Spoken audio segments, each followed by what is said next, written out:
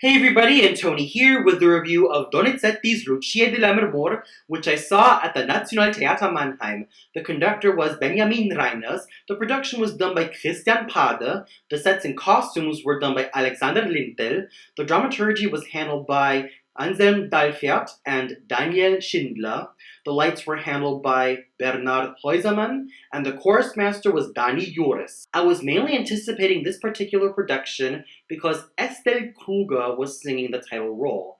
I mainly followed her career through the repertoire that she sang, and mostly hearing about her by name only, but I have never heard her live. And there was also a slew of other singers whose names were completely new to me until I heard them this very evening. I'll get to them later, but first, my thoughts on the production. While I thought the creepy, angular, and eerie setting was quite welcoming, I'm sort of missing the whole space of scenery. Like, we could have had some natural settings, like the usage of trees, and maybe even some wind and thunder and lightning to heighten up the storm scene, and maybe even some furniture for the interior settings. That could have been quite welcoming. But what kind of lacked in scenery, even though there were some moments which were quite mesmerizing and used the whole show don't tell concept, there were just moments which were quite interesting, yet at the same time I felt like were a little bit too shocking.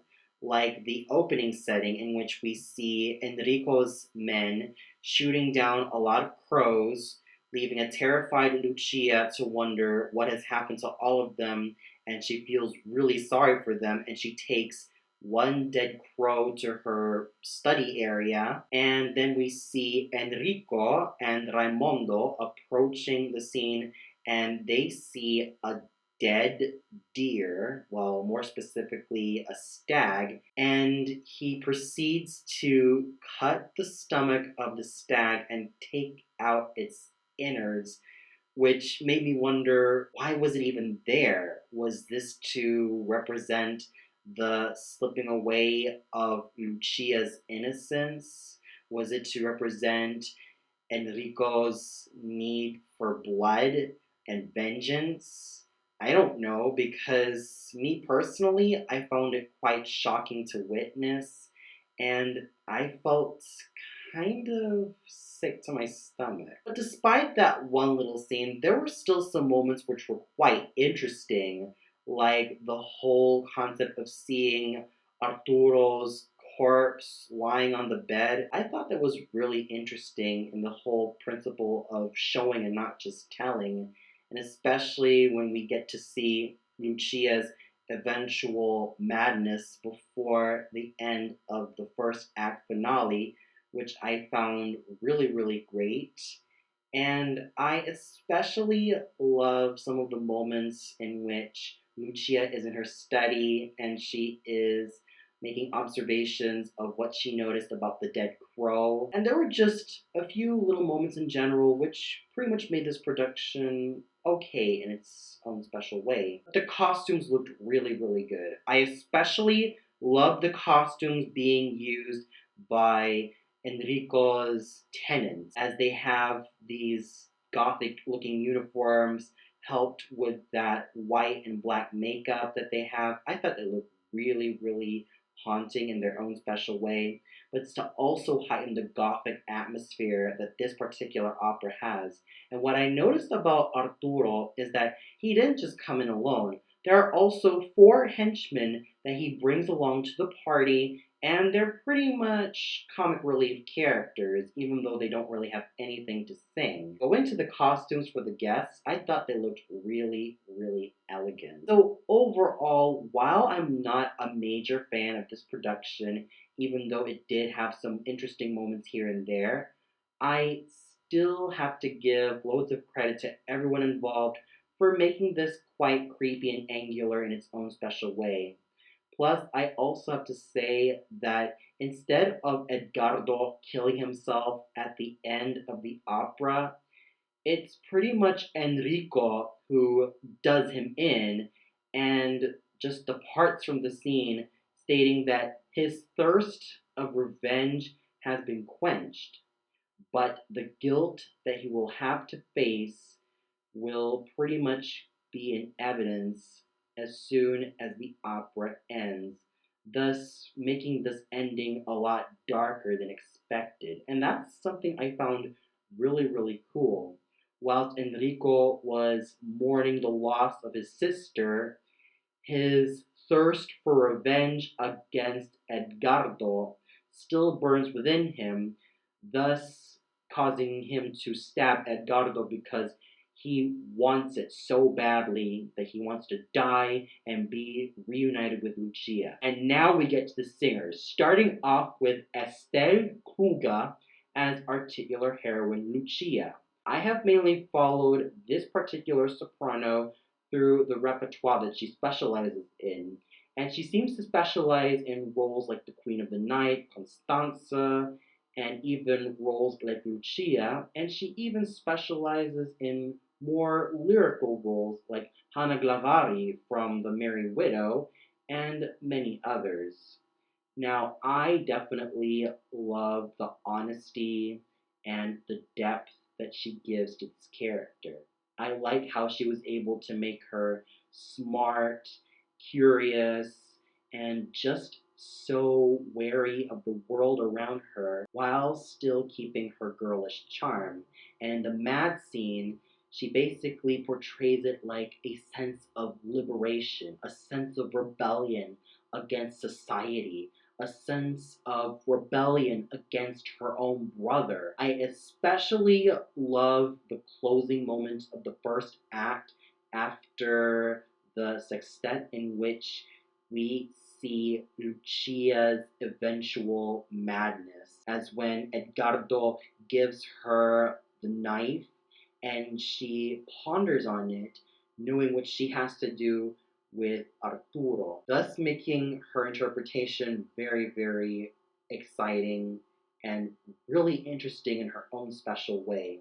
And while she may not have the grandeur and elegance of Joan Sutherland, the silvery tone of Beverly Sills, Christina Durtecom's and Etta Mosa's more powerful tones, Anna Moffo's creamy and lovely tone, which can still be capable of hitting all the high notes, and even what we've had today with Elena Moshuk, Diana Damrau, Clara Kolonitz, Jessica Pratt, and Albina Shagimuratova, I still have to give my hat off to Madame Kruger for being such an honest singer.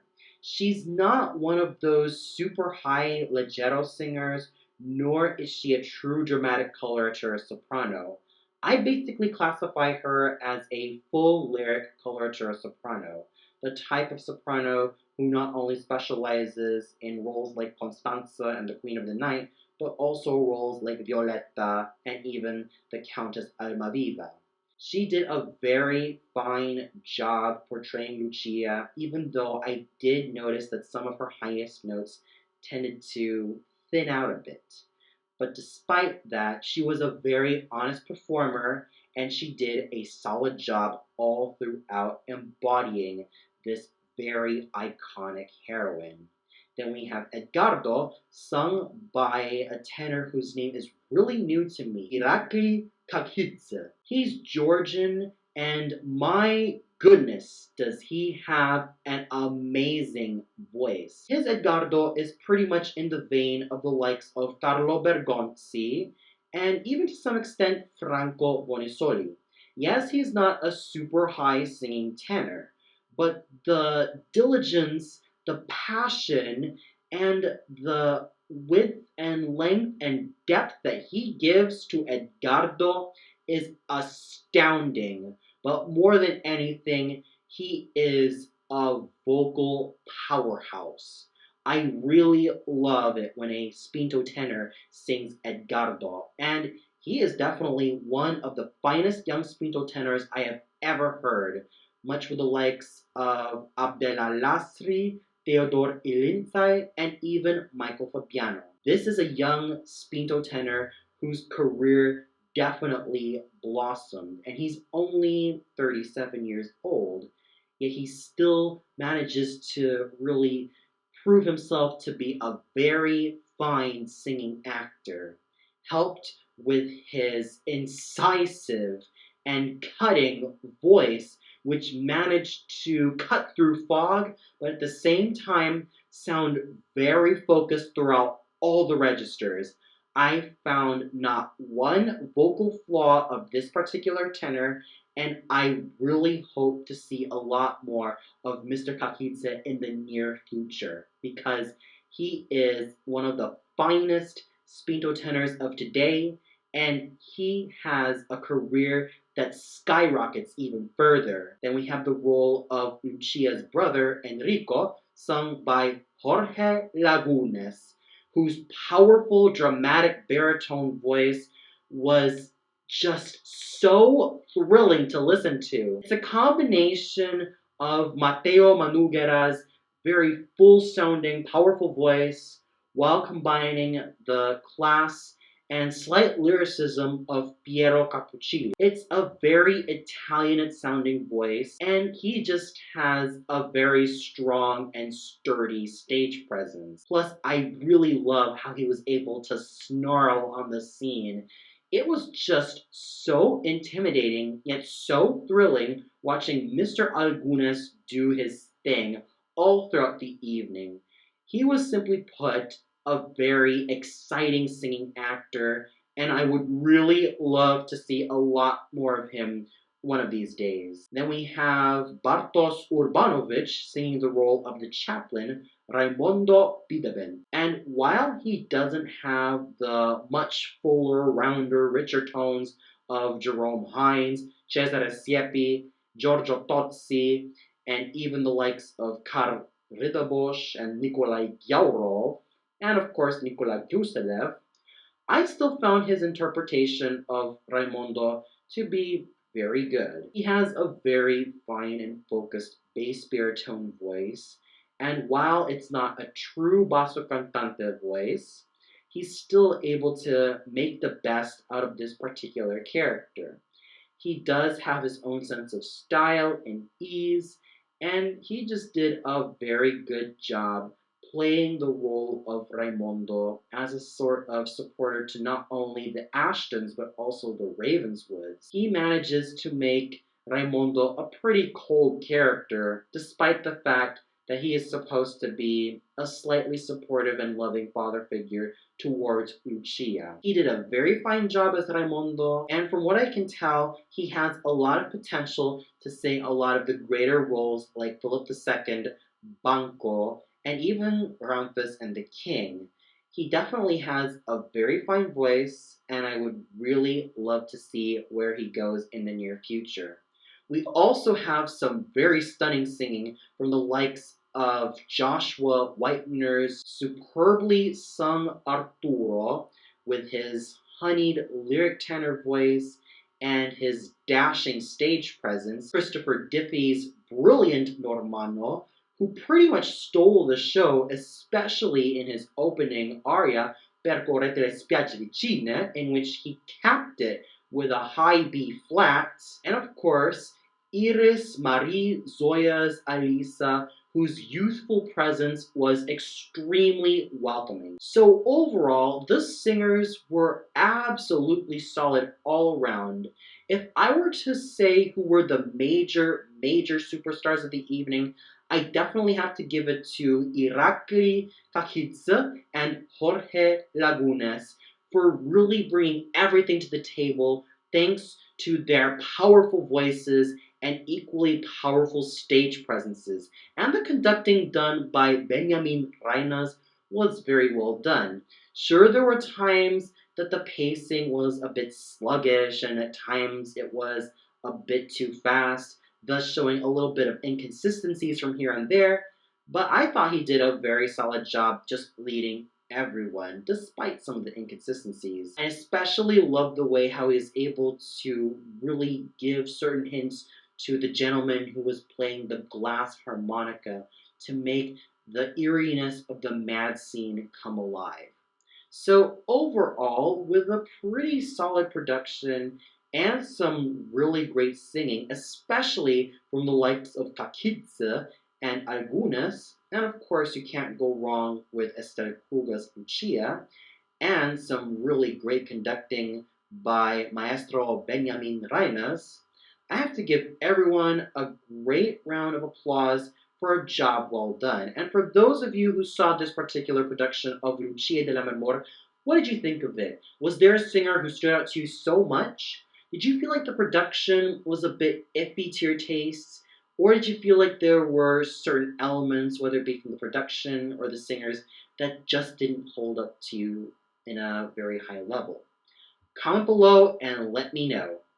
Well, that's all for now. Be sure to tune in tomorrow where I review Donizetti's Ano Bolena live from the Teatro Sao Carlo in Lisbon, Portugal, starring one of my most favorite sopranos of all time, Elena Moshuk. So until then, good night, everybody.